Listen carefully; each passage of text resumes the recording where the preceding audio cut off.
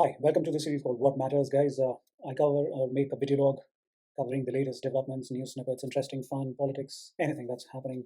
My understanding, my first reaction, my initial thoughts, questions, primarily the preponderances and questions. We all have opinions, but the main thing is what are the questions these things pose, and we need to keep them open so that we can keep thinking and adapting for our own sake, for our own best interest, I would say. Uh, First things first, that news snippet that I came across was Biden and his team trying to adjust and adapt to the development happening in the Middle East. His security advisor, Jake Sullivan, I believe, is a statement I was reading off from that. And it looks like they're going to adapt or move into a new phase of targeting, a targeted leadership sort of an approach rather than the intrusive combat approach with a lot of collateral damage and lives lost that's happening in the Middle East right now. They say that it's going to be precise. They're going to be putting some pressure on Israel. They need to protect civilians because innocent people are dying left, right, and center for, some power tussle happening at the top. This is just horrible. Uh, right. I mean, they're saying that it's going to be quote unquote low intensity and hyper localized. They always come up with amazing verbiage, but the thing is, we need to wait and watch what are the repercussions of this approach. Would the leadership on both sides right now fighting, would they come on board negotiations? Because we saw last week the UN resolution around that. The voting happened and it was 153 to 10, in favor, trying to call in for emergency humanitarian aid and sort of a pause on this madness that's going on over there. Uh, you got to go and check out the 10 countries which opposed that resolution and you'll be shocked. 23 abstentions were there, and but the list of 10 countries which opposed that resolution is historic, and it's going to be there in the records forever now. And you need to go and check that out. A lot of questions posed from this. I don't know how this is going to pan out, but we need to see the impact of what the spillover effects are going to be in the world, economics, politics, geography of that area, and otherwise. Segue from that is the latest attacks that are happening on the commercial, ocean liners and ships that pass through that Red Sea and up into the Suez Canal. So Yemen rebels have attacked two cargo ships last week, and apparently more happening in the Red Sea area. So there are speculations if Iran is involved. There are all sorts of speculations doing the rounds, but nothing is clear. Obviously, everything is murky, muddied, it's a lot of mudslinging happening in the global politics as is always the case. Interestingly, there are drones and missiles which have been used to attack these ships, which is, I mean, up until that and on the Horn of Africa region and up into the Red Sea as well, there were pirate attacks. We've seen all that in the movies as well, which they adapted in that Tom Hanks movie. Coming back, but there were more raw approaches. There were more, lack of resource sort of approach. But these drones and missiles, this is worrying. This is new development. This is dangerous, a precedent, because it poses a lot of questions. How are they sourcing all this? Where is it coming from? Because this is latest technology. It's not, antiquated technology being used for, attacking these commercial ships, which is linked to the global trade, supply chains, and all that. Yemen Houthi rebels have been suspected to be behind this, and what are the threats being posed to trade, supply chain, as we discussed, and insurance rates have gone up by the way, because they're a CIP, cost and insurance paid, and if the insurance is going up, which trickles down into trade, the supplies and prices for everybody else. So everybody needs to pay attention to all this because we're all interconnected. All the news is interconnected, I believe. Funny part is, and this is something I find amusing a bit, though it is important and their presence is important, but the US destroyer is just being hustled from one place to the other in that region because it's stationed over there apparently, and sometimes it's attacked over there, over up in the near the Suez Canal area, sometimes in the Red Sea, and then I believe it's just one U.S. destroyer there, and they're saying that they moved it to support the two ships that were attacked and all that. It's so tricky. It's almost feels like everything is on the edge. But that's that. Those are two things which are so interconnected and interrelated. What else do we have? We have, a latest one. Google has come out with this update, and we need to check this thoroughly as to what exactly it's going to be. They say that Google Maps update is going to prevent authorities from dragnet location searches, which was happening up until now. I mean, partly why was it happening right now? Secondly, how would they stop even now? Because authorities would have credible reasons of law enforcement. They might as well bring in warrants and get that search done even now, right? I mean, if you know more about it, please do drop in the comments, but I have no understanding on this one. They can still go about and ensure that they would get these data searches. Now, the reason that these guys are giving is something we need to think about and focus on.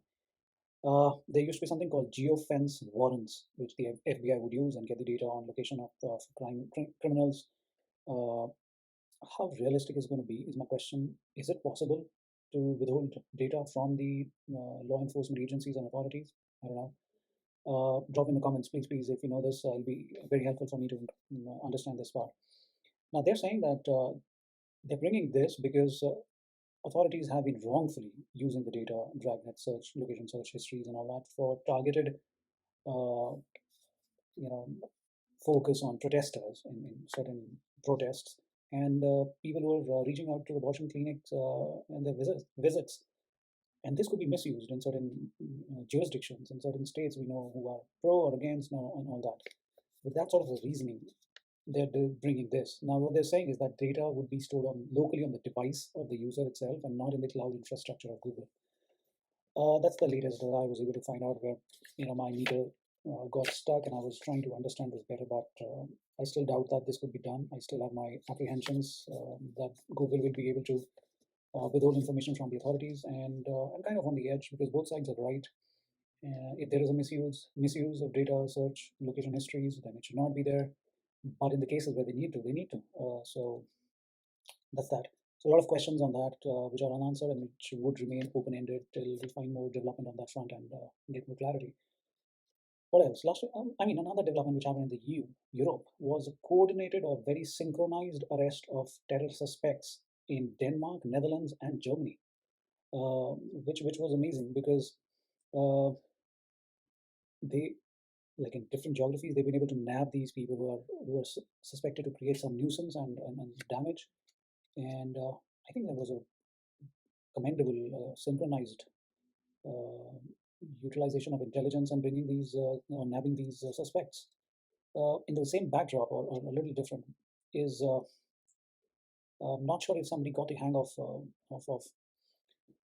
this interview that happened where Vladimir Putin was confronted with his AI twin, and he was a bit zapped because of the whole.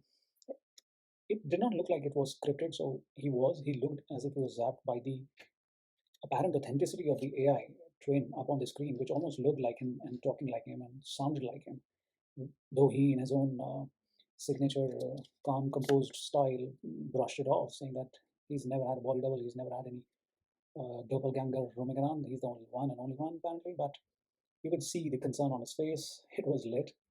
It was dangerous. These deep fakes are going to show up their ugly faces the coming year. I think everybody's been saying that. Funny part now, the Pope calls treaty to regulate AI. Now, that's funny on so many levels. I'm sure some stand-up comedian is going to pick that up and just have enough material on that simple statement.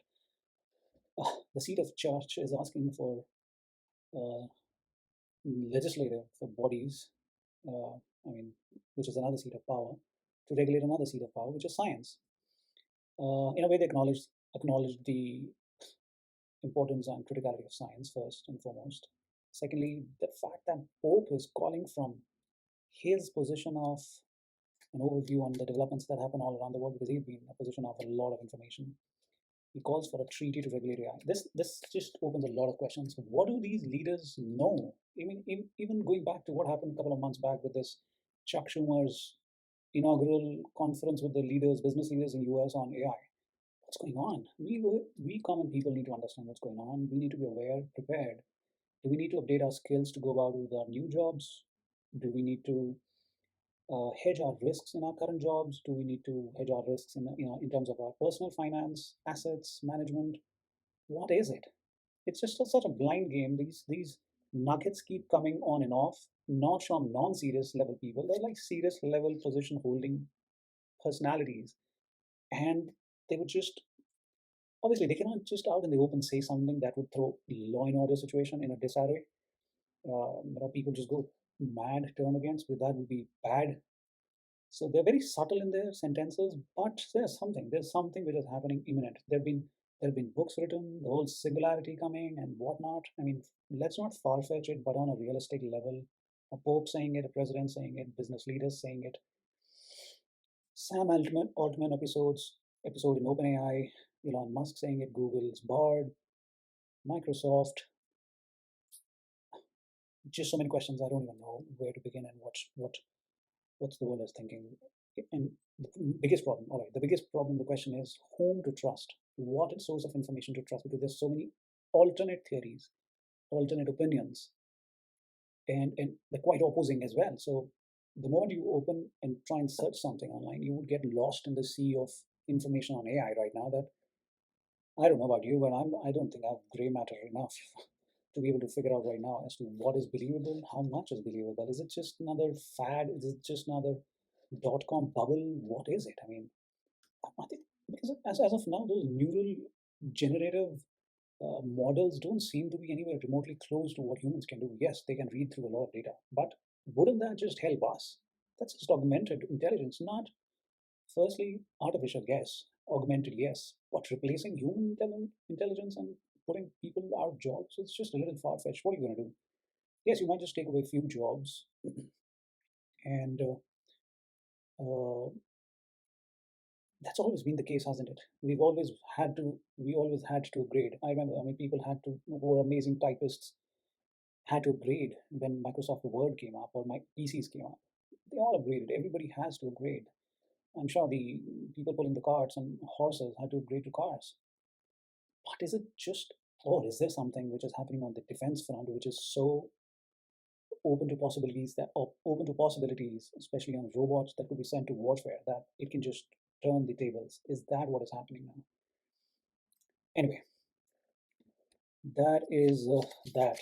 Now, on the fun side, I believe, let's just see if there is some fun side or there's some more serious side. Oh, there's some more serious side. There was some job cut news that happened on the whole November, December.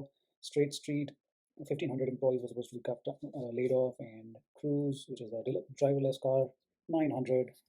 Hasbro, which is a toy giant, 1,100. GM, some Michigan area numbers came in that they might just get rid of 1,300 employees. And I don't know how that worked out because they just struck a deal with the union workers. So I thought they would now be really going full throttle. But the fact that there's still job cuts, does it say something about the first quarter coming in next year, that there are going to be headwinds that are expected? Uh, all the speculation, especially in the wake of Fed's signals that are coming in of possible rate cuts. I don't know. The market seems to be pretty gung ho on that. This one was interesting. Aviva's, which is a top insurance company, its CEO Amanda Blanc, in a Fortune magazine interview apparently I read and came through, she said that no non-diverse hiring will happen without her personal sign off. Imagine. Well, I mean, some people, I don't know, if somebody gets through at a lower level, they can always say that I was hired by the CEO of the company. That's a good part. But it came in the wake of this committee called, and this is the fun part, it's called the UK Treasury Committee called, or named, moniker as Sexism in the City. And that's quite sexy. I mean, I would say for a committee for once, otherwise they're named boring and with longer names, not even catchy. You would tend to forget what was the name of the committee. Last I saw was a hearing in the US, which was Banking, Housing, and Urban Affairs Committee, or something like that. So this one was interesting. And then the fact that she would sign off on every individual non-diverse hiring, kudos. Oh, yeah, this one. Prince Harry wins a landmark case against a UK tabloid that hacked his phone, apparently, and he won a pitiful £140,000. Wow, it's just not a princely amount. It's a little too peasant-like amount, but then that's what he deserves right now, apparently. But he did win the case against the tabloid, which is quite huge. I believe it was Mirror or somebody. The claim is big that they hacked the phone altogether, which is serious. If that's the level of tabloid that's happening in the UK, God, somebody needs to help those guys. Uh, Talk about lawlessness and the law of land in the law of land. What else? Oh yeah, this one. This is by far my favorite. I think Oprah Winfrey. She posed of, she showed off her don't figure at a couple of occasions in the wake of the whole promotion that she's doing for her upcoming production, which is The Color Purple, which is releasing on 25th December 23, which is right here. Oh my God, she is 69 years old. Let's call it 70. Uh, Round it off. That's the only thing we can round off now because she is absolutely toned, looking stunning. You cannot look at her and say that she's 70 years. 70 years is different. Uh, Amazing weight loss, though she has kind of acknowledged, I guess, or I don't know, did she, on the weight loss use of some weight loss drug.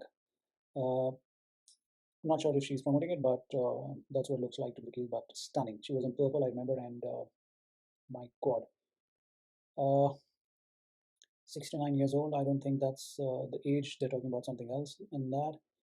And what's the movie about? I mean, I saw the trailer of the movie. It looks interesting, obviously, and a lot of good actors, great actors at that. It is about a woman who overcomes suppression and abuse and then kind of turns the table and wins her independence and freedom and establishes herself successfully. Well, that's that. What else? That's all I had for right now. That is all I was able to consume. That was interesting. Hope you like it. Let me know anything interesting that you have. Please do let me know more of what you think on these things because these are open-ended questions. They're not opinions. That's what I'm going to try to do. What I consume, and then I just pose questions because posing questions is our best way forward. I'm convinced on that. Not opinions. Opinions are going to be passe. They're going to be stale. They're going to be useless. Questions, as many questions as we can pose, and then we can just let them hang in the air so that we can answer them whenever we find more information or data towards them. That's what I think. Let me know. If you disagree, I'm fine with that. If you don't, well, I'm fine with that as well. Well, with that, it's a wrap.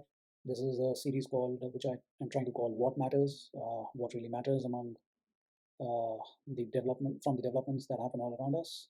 If you like it, well and good. If you don't, my bad. But please do try and join in, have some patience. We will get to some point, and hopefully we will form a community and learn from each other. Well, with that, it's a wrap, and see you next time very soon. Until then, take care. Have a good one.